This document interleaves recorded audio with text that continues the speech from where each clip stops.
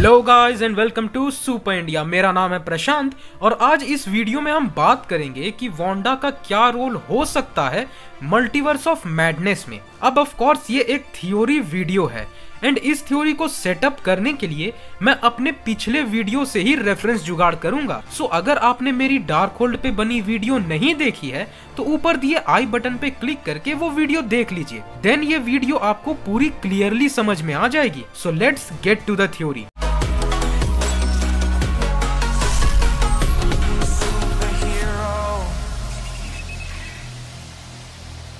तो जैसा कि मैंने बताया था कि डार्क होल्ड को एक कथोन नाम के एल्डर गॉड ने लिखा है। अब मैं यहाँ पे कहूंगा कि इस कथोन को एक बार के लिए आप पूरा साइड कर दो, बिकॉज एमसीयू में डार्क होल्ड का राइटर किसी को भी बना दिया जा सकता है स्टोरी के अकॉर्डिंग। तो हम मान के चलते हैं कि डार्क होल्ड को लिखने वाला बंदा एक इविल एंटिटी है, यानी अभी के लिए उसे हम इविल एंटिटी कहेंगे। तो अब वो इविल एंटिटी जो भी है वो कोई खुशनुमा और रंगीला बंदा तो होगा नहीं जो ऐसी बुक लिखे, यानी उसके उस बुक लिखने का एम भी जरूर कुछ इविलिश ही रहा होगा, जो कि मोस्ट प्रोबेबली मैं कह सकता हूँ कि वो बुक उस एंटिटी को सम्मन कर सकने की पावर भी होल्ड करता होगा।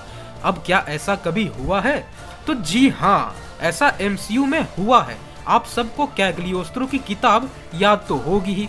कैग्लियोस्त्रो की किताब में भी ऐसे मंत्र थे जो डार्क डायमेंशन की रहस्यों को खोलते थे, और उन्हीं मंत्रों के बीच एक ऐसा मंत्र भी था जिसमें एक कास्टर खुद को डार्क रेल्म के लॉर्ड से जोड़ लेता है, जिसके मदद से काइसिलियस खुद को डोरमामू से जोड़ लिया था, जिसका प्रूफ है ये सीन जहां काइसिलियस ये बता रहा है कि डोरमामू उससे ये वादा किया है कि अगर हम डोरमामू की बात मान लें एंड उसके आगे सरेंडर कर दें तो डोरमामू हमें क्या नहीं दे सकता है। एंड काइसिलियस उसी स्पेल की मदद से डोरमामू को इस यूनिवर्स तक भी ले आया था। तो जब ऐसा हो चुका है, वो भी उतने एक्सपीरियंस्ड सॉर्सरर के साथ, तो ये वांडा के साथ भी होना लाजमी है। ऊपर से वो तो पूरी डेस्परेट है अपने विजन और अपने बच्चों को लेके। तो अब जरा बताओ, डार्क होल्ड में हर तरह का काला जादू को लिखा गया है, तो ऑफ कोर्स उन काले जादुओं को बनाने वाले सेंटिएंट बींग्स के बारे में भी लिखा हुआ होगा। एंड अगर वांडा उन स्पेल्स को एक्सप्लोर करने लग जाए तो वो खुद को उन बींग्स से जोड़ लेगी जो पहले से शैतानी एम लेके बैठे होते हैं। एंड हम ये भी देख चुके हैं कि वो बींग्स आपको ठीक वही वादा करते हैं जिसकी आपको सबसे गहरी लालसा हो। जैसे काइसिलियस को चाहिए था एक अनंत जीवन, वो भी समय से परे, एंड वांडा को भी कुछ चाहिए, एंड वो खुद को इविल साइड से जोड़ भी चुकी है, जिसका एक हिंट हमें दिखा वांडा विजन में जब एंड में उसे अपने बच्चों की चीख सुनाई दे रही थी। ये मोस्ट प्रोबेबली हो सकता है कि डार्क होल्ड के जरिए वांडा ने जिस भी मेथड को खोजा हो, वो एंटिटी या वो बींग वांडा को ये चीजें सुना रहा हो, इस मकसद से कि देखो वांडा, बस तुम एक बार मेरी मदद करो एंड मैं तुम्हें उन दुनियाओं को दिखा सकता हूँ जहां तुम अपने प्यार और अपनी दुनिया को फिर से पालोगी, जहां तुम्हारी जिंदगी दोबारा से वही हो जाएगी जैसा तुम चाहती हो। इसलिए मेरी पावर्स को लो वांडा, जितना चाहिए, एंड सम्मन करो मुझे अपने यूनिवर्स में। तो अब आपका सवाल आएगा कि अगर वांडा ऐसा कर चुकी है, अगर वो इविल साइड से जुड़ चुकी है एंड अगर वो किसी इविल बीइंग के साथ करप्ट हो चुकी है, देन वो अभी तक ट्राई क्यों नहीं करी ऐसा करने का? तो इसका भी एक कारण है, एंड वो कारण है खुद डॉक्टर स्ट्रेंज। जी हाँ, अगर आप सबको वोंग और गुरु माँ की बातें याद हो तो सॉर्सरर असल में एक विजिलेंटी है जो यूनिवर्स को बचाते हैं किसी भी आउटवर्ल्डली थ्रेट से। एंड सिर्फ इतना ही नहीं, बल्कि किस जगह पर ऐसा कोई खतरा एक्टिवेट हो रहा है वो वहां भी छानबीन करने पहुंच जाते हैं। Example शांग-ची movie. सो अब सोचो, अगर वांडा ऐसा कभी करी होती तो एनर्जी का इतना खतरनाक सर्ज पैदा होता कि वोंग और स्ट्रेंज को जरूर पता चल जाता एंड वो वांडा को तुरंत रोकने पहुंच जाते। तो मल्टीवर्स ऑफ मैडनेस मूवी में ही फिर वांडा को क्यों दिखाया गया? क्योंकि ये मूवी के इवेंट वांडा के लिए एक खुले ऑफर की तरह हैं। वांडा खुद चाहती थी कि वो अनंत संभावनाओं में जाके अपने परिवार को वापस पाले, बट ऐसा वो कर नहीं सकती थी। एंड इस मूवी में तो स्ट्रेंज उसे खुद लेने आ गया कि अरे वांडा, चलोगी हमारे साथ, घूमोगी मल्टीवर्स में।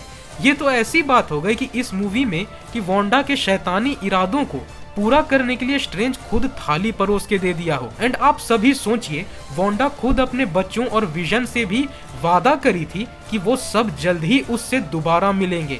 तो बस सोचो कि जिस वक्त मूवी में वांडा को ये पता चलेगा कि ये जो लड़की अमेरिका चैवेज है वो एक मल्टीवर्सल जंपर है, तो उसके इरादों को और जोर मिल जाएगी। आप सोच रहे हो इस मूवी में वांडा कभी भी, लिटरली कभी भी पलट सकती है। उसे बस एक रास्ता दिखे कि हाँ अब वो मौका है कि मैं अपने परिवार को दोबारा पा सकती हूँ, वो डॉक्टर के साथ टीम अप पे थूक देगी। तो अब आप सब कहोगे कि अब ऐसा कुछ नहीं होगा, वांडा तो उस सीरीज में भी खुद को संभाल ली थी, वो इविल क्यों बनेगी? तो मेरे दोस्त, पिछले वीडियो में मैंने एक फैक्ट बताया था कि डार्क होल्ड को आज तक जो भी पढ़ा है वो सब करप्ट हुए हैं। अब वो कैसे, मैं बताता हूँ। आमतौर पे एमसीयू में दिखने वाले स्पेल्स बस कुछ इनकैंटेशंस होते हैं जिससे आप आयामों से ऊर्जा खींचते हो, बट जब आप मंत्रों से एक लेवल ऊपर जाते हो फिर वो मंत्र एक रिचुअल में बदल जाती है, जिसे मूवीज में रस्म कहा गया था। जैसे डॉक्टर जो नॉर्मली परफॉर्म करता है वो एक स्पेल है, बट जिस चीज को पहले प्रिपेयर की जाती है वो एक मंत्र के साथ साथ एक रिचुअल भी होती है। जैसे रून्स ऑफ काफकान, ये एक रिचुअल थी जिसे काफी सावधानी से पहले कंस्ट्रक्ट करना पड़ता है। ऐसी एक और रस्म हमने देखी थी पहली मूवी में, किसे करते हुए? जी हाँ, काइसिलियस को, जो वो डोरमामू को बुलाने के लिए वो रस्म किया था जिसमें वो उस सिंबल को बनाता है। अब एक ऐसे ही रस्म करते हुए हम वांडा को देख सकते हैं इसी टीजर में। एंड रस्म जब भी की जाती है तो किसी एंटिटी को इन्वोक करने के लिए ही की जाती है। अब आप सब इतने तो समझदार हैं कि काला जादू में किस तरह के एंटिटी इन्वोक होंगे, तो अब आप लोग सोच रहे हो कि वांडा कितनी बड़ी थ्रेट है इस मूवी के अंदर। एक्चुअली एक तरह से देखो तो वो करप्ट हो चुकी है, वो भी बहुत बड़े लेवल पे, बस वो उसे दिखाना नहीं चाहती। एंड आई एम श्योर वो डार्क होल्ड के बारे में स्ट्रेंज को बिल्कुल नहीं बताएगी कि उसके पास ऐसी कोई किताब भी है, क्योंकि ऐसा करने से स्ट्रेंज तुरंत उस बुक को सीज कर लेगा एंड वांडा ऐसा बिल्कुल नहीं चाहेगी। तो मेरे इतने प्रूफ वाइज पॉइंट्स देने का एक ही कंक्लूजन है, इस मूवी में वांडा को आप सब बिल्कुल भी एक एलाई ना माने। वो स्ट्रेंज का साथ दे रही है बिल्कुल एक पर्सनल ग्रीड पे।